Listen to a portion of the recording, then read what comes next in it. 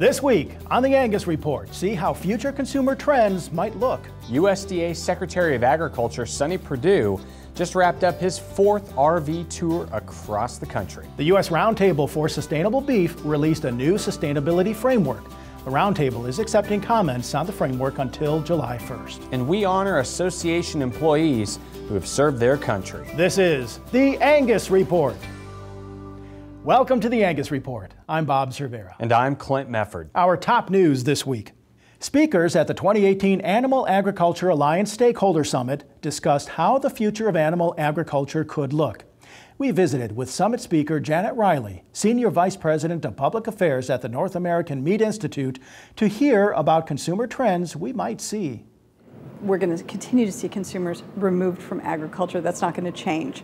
And the big challenge there is not just that they're not informed about agriculture, but that they're more easily misled by activists who would want to show them a video and they don't have the critical skills to discern what's not accurate because they may not have seen what is accurate. So we really need to be focusing on reaching consumers with accurate information and kind of inoculating them against the activist videos. North American Meat Institute is always working to gear consumers with accurate information about animal agriculture. That took Riley behind the scenes at a modern packing plant. Some years back, Dr. Temple Grandin had argued that we needed to do live feeds to the internet from our slaughter plants. And I didn't think that was such a great idea. As I told Dr. Grandin, if I watched open heart surgery, I couldn't tell if it was a brilliant surgeon or somebody who was incompetent because I don't understand heart surgery. So I said, you know, we need to do something where it's narrated by an expert like you. Would you be willing to shoot a video and narrate it? And she said, no problem. So we basically took Dr. Grandin into different plants and she walked through the plant and explained what we were seeing in her own words. And so we released 4 different videos that show beef slaughter, lamb slaughter, turkey slaughter, and pork slaughter. We've got about 2 million views between all the videos. And they've just proven so effective in answering questions and hopefully inoculating the consumers so that they will have seen a slaughter plant operating correctly. So then when they see undercover footage, they've got something against which to evaluate it. It might not pay to rehearse conversations with consumers. Riley explains why. It's clear that today millennials and younger consumers want really authentic and unrehearsed communication. So that's why that personal connection is so important. We now have a generation of consumers who've been raised on shows like The Daily Show or Stephen Colbert, where they get their news in humorous and entertaining ways. They've been raised on YouTube. So we need to touch them in all those ways. And everything doesn't have to be polished and beautiful with gorgeous music. You know, we need to touch them in authentic ways. I've done a lot of shows in my career. I've been on Dr. Oz, I've been on Martha Stewart, all the networks, but I've never had a reaction like the one I had when I went on the Jon Stewart show and debated Neil Barnard of the Physicians Committee for Responsible Medicine. And yeah, I had to play along with some jokes, but it really connected with people. And I was told that, wow, you know, you weren't taking yourself so seriously. You were really showing us something about yourself. Riley's advice for beef producers is simple. Don't underestimate your expertise. If you're in animal agriculture, you know more than you think you do, and you know more than most consumers. So be honest, be open, be respectful of their level of knowledge, and if you can't answer a question, don't worry about it. Be honest, but then tell them, I'll get back to you. I know who to ask that question of. I can get you that information, and I'll get back to you and make sure you get back to them. Secretary of Agriculture Sonny Perdue recently traveled to Nebraska, Wyoming, Colorado, and New Mexico in his 4th Back to Our Roots tour. His goal, to hear ideas and concerns from local farmers, ranchers, and other agricultural stakeholders. Perdue stopped by the Wyoming Stock Growers Association, visited with the Colorado Ag Council, and took part in discussion with New Mexico's agricultural leaders while meeting with Nebraska's top leadership about rural issues.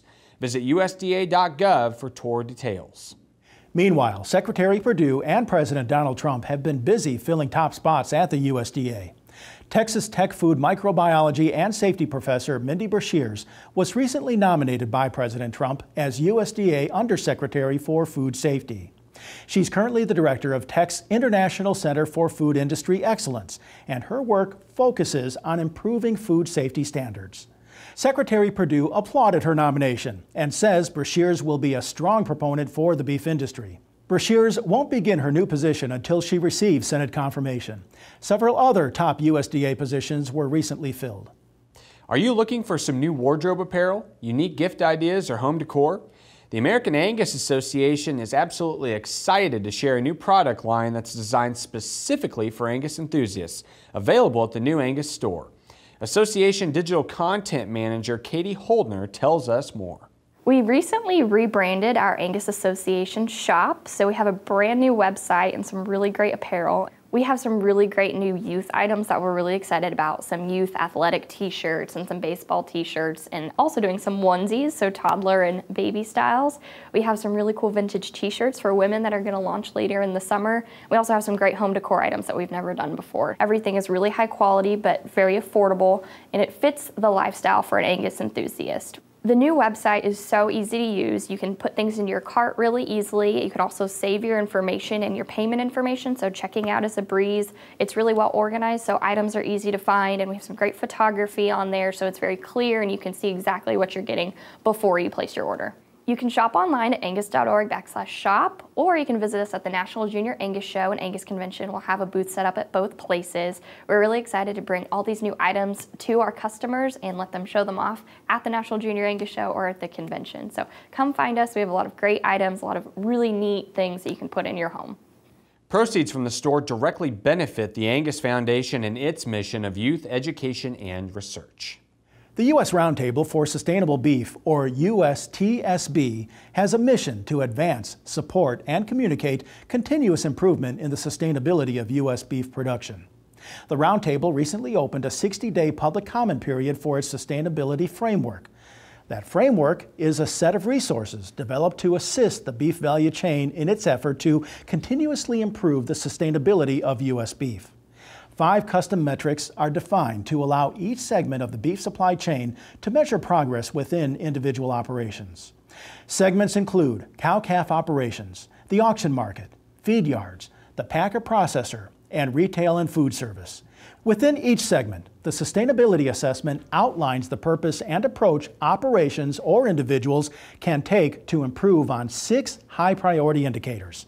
Across all segments, the high-priority indicators, or key areas to beef sustainability, remain the same: animal health and well-being, efficiency and yield, employee safety and well-being, land resources, water resources, and air and greenhouse gas emissions. You can read the framework and comment on it at usrsbframework.org. The public comment period ends July 1st. We check in now on the latest cattle market news with our market update, brought to you by Cattle Facts. Hello, I'm Troy Bockelman with the Cattle Facts Update. Spring snow and wet and cold weather had delayed the start of planting season for corn. As the weather warmed and the snow melted, farmers have made important progress in the field work. For the 18th week of 2018, ending May 6th, corn planting was 39% complete. This is up from 22% the previous week and down from the 5-year average of 41%. When comparing to the 5-year average, the areas that are lagging are Minnesota, South Dakota, and North Dakota, while Illinois, Missouri, and Texas are exceeding the norm. As long as weather cooperates, expect planting to remain on track to finish the year with no loss of yield due to late planting. Corn emergence is 8% complete, up from 3% last week and down from the 5-year average of 12%. The slow start in emergence is a result of the delayed planting start and will likely stay below the 5-year average. Soybeans are on track at 15% planted, up from 14% last year and up from the 5-year average of 13%. Strong planting in the southern states, as well as Indiana and Illinois, has fueled the soybean progress. A crop condition index is based off the percent of crop rated excellent, good, fair, poor, and very poor, and gives an indication of the quality of the crop. Dry conditions in the winter wheat regions of the U.S. have led the winter wheat crop condition index lower to 58. This is down from 69 a year ago and down from the 5-year average of 64. Winter wheat heading is at 33% complete and is also below the 5-year average of 40%. The first pasture and range condition report was released for 2018, and the crop condition index opened up at a 64. This is down from 73 last year and the 5-year average of 76. With adequate moisture, the pasture and range conditions can improve from here. For the Angus Report and Cattle Facts, I'm Troy Bockelman. To learn more about Cattle Facts, your leading source for beef industry market information, visit cattlefacts.com. After a break, we talk to Taste of Texas owner-operator Ed Hendy about why he exclusively sells certified Angus beef steaks. Keep watching the Angus Report. We'll be back after this.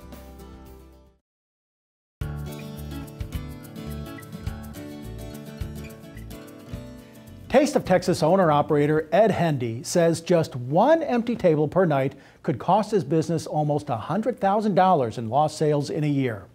He tells us how he combats that risk exclusively by selling certified Angus beef steaks. The mediocrity business is available everywhere. It's not one restaurant owner Ed Hendy wanted any part of.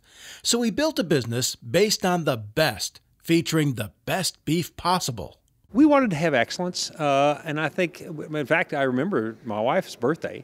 We had 2 kids at the time, and we went out to dinner, and she said, I want a great steak. And we had 2 children, and I thought, well, okay, I got to find a restaurant that's casual enough to take a couple of kids to. And we found one. Should have been a great place. The meal was horrible. I remember thinking, God, there's a market here for restaurants to serve an excellent meal where families can go in and be casual and celebrate mom's birthday. And that literally is what the beginnings of who we are today, how we transformed ourselves. Now the Houston-based business is the largest independent steakhouse in Texas. The steakhouse has used the certified Angus beef brand during the majority of its 40-year history, selling more than 6 million pounds over time. Any small business is in a pressure squeeze on profits. The cost of labor in this business is astronomical, and the cost of food goes up and down. And there's a tendency, there's a temptation to buy cheaper to try to save money. And the problem is, once you buy cheaper, you buy less quality, and less quality, the customer can tell the difference. That's why I say anybody with taste buds and can count to 5 can tell what a delicious steak is and how tender it is. That's why we've got to present the very best product. Last year, Taste of Texas spent more than $3 million with its meat supplier. It's easy to see why the restaurant wants to cut food costs, but instead of buying cheaper, they try to make smart buys. The customer comes in to celebrate an event. It could be an anniversary, it could be a birthday, it could be a family occasion, it could be a first child going off to college, the birth of a new child, whatever it is, and they want to have a meal in excellence. If I save them $1 or $2 off the price, but the meal isn't great, they're not coming back. We're not going to do that. Hendy wants ranchers to know he's doing all he can to sell more of the high-quality beef they raise, and he's not going to waver from that. It takes 2 years from the time the bull and cow gets together in the pasture until I get a T-bone out of the deal. That's a long pipeline of supply, and I want to make sure that they know that we're going to be there, that demand is going to be there, and that demand is growing.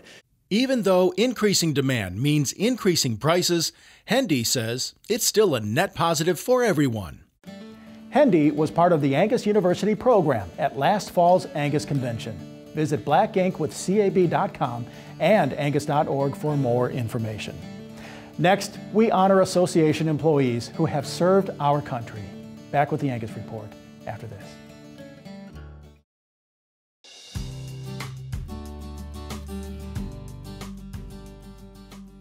This week, we honor brave men and women who've fallen in the line of duty. American Angus Association employees share why Memorial Day is a special day for them. I joined the military when I was 18, pretty much right out of high school, and I was in the Air Force from 1990 to 1995. I did 4 years of active duty Air Force. I joined really young. After my junior year of high school is when I went into the military. I joined under what was called a split option program, so I did basic training right after my junior year. Throughout the next 8 years, I just served in the Missouri National Guard in 2 different units. I had some family members in the military, so I knew a little bit about the military. My father was in the Navy, and my grandfather served in the Army, served in a couple wars. The real reason I joined at the time I did was I had a cousin that I looked up to. He was a year and a half older than I was, and he joined the Army National Guard as a way to help pay for college, and I thought that seemed like a pretty good idea. So, admiring him, I followed in his footsteps and signed up as well. My dad and my older brother were in the Navy, and then my younger brother was in the Army, and then I was in the Army Reserves. And then I had a grandpa, a great-grandpa, and an uncle who all were deceased before I was born that served in the Army. You know, you go to basic training, you go to your tech school and stuff, and then they say, oh, hey, you know, you're gonna go to this country, this foreign country, and you know, it really grows you up fast. But I just remember being on the plane on the way over there just scared to death because I didn't know what I was in for. It just kind of instills a level of responsibility in you. It just changes the type of person that you are. It allows you to meet friends and people that you'll know the rest of your life. The military really helped guide me. The military believes a lot in integrity, honesty, discipline, and serving, and I really think that was instilled in me in the military, and I still try to live my life like that in the work that I do for the association and outside the association. I try to practice those principles and core beliefs that I learned in the Army. Memorial Day is about honoring those that perished in the line of duty, so I just hope that, you know, people will keep that in mind, that there's thousands of people that died in the line of duty protecting this country and its freedoms, and not only those that died, but I hope that people keep in mind those families of those fallen soldiers.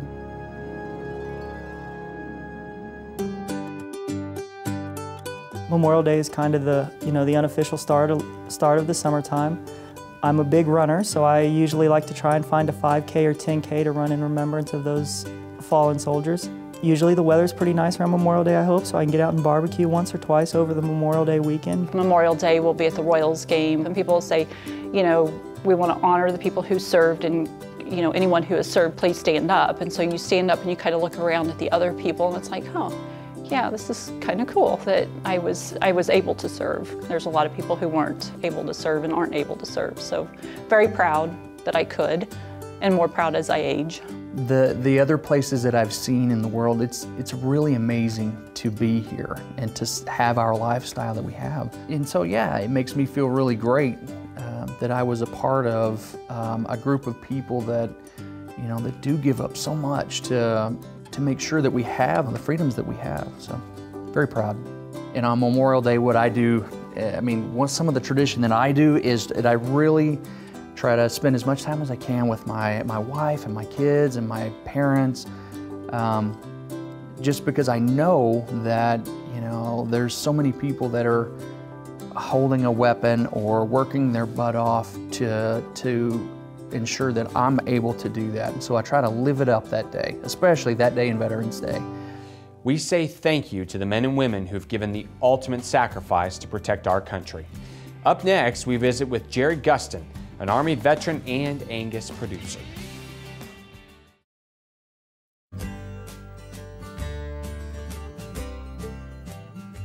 Red, white, and blue. Colors Americans can wear proudly, thanks to the men and women who've served and are serving our country. Angus cattle producer Jerry Gustin served his country in the United States Army and received the Bronze Star Medal for his service during the Vietnam War. He shares what life is like on Gustin land and cattle.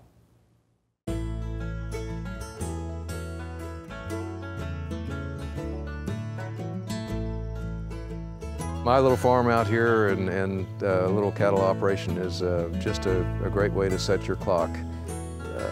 The feelings that I derive from being out here in the wide open spaces and the fresh air and the sunshine every day, I think contributes to my outlook and has a real positive effect on my attitude. We've got calves coming right now or this week starting, and to me, that's the best time of the year. That's the new life, that's the new generation, that's the new hope for what we're going to be doing.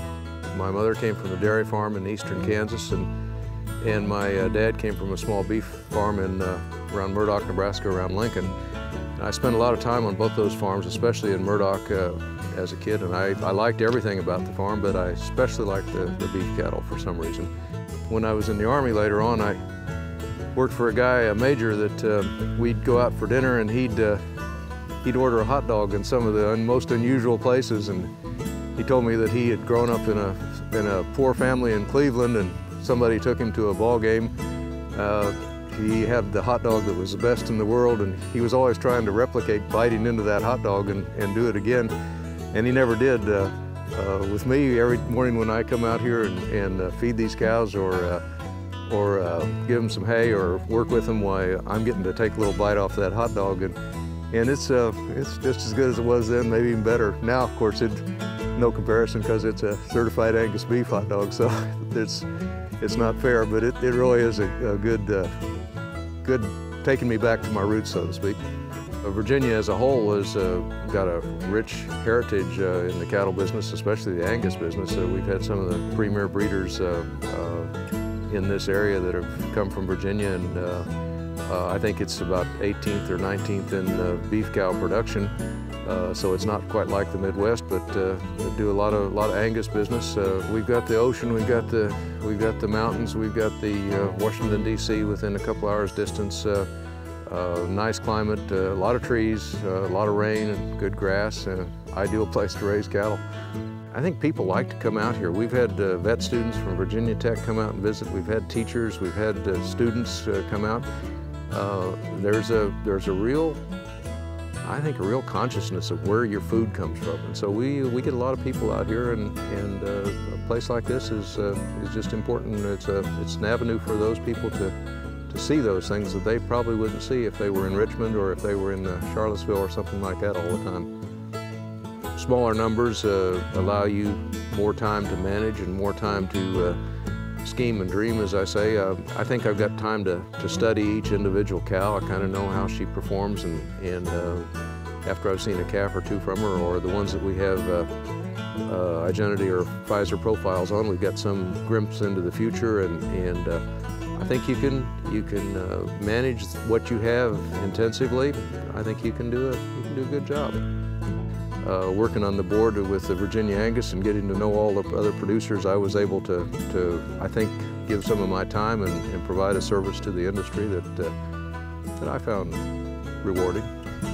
At least for me, you'd like to be a part of that chain that produces something for somebody else to use. I think whether you're a carpenter or whether you're a mechanic or something, you get a certain good feeling out of doing something that serves humanity, and of course in the farming business and specifically the beef cattle business, why you're producing something that people really want. Beef is somebody said the salvation protein, and I'm thankful for family and the religion we've got, and see kids grow up and do well. I like our environment that we've got. We've got a good country to live in, and I'm awful thankful to have cattle out here to come out and work with every day. That just makes me feel good.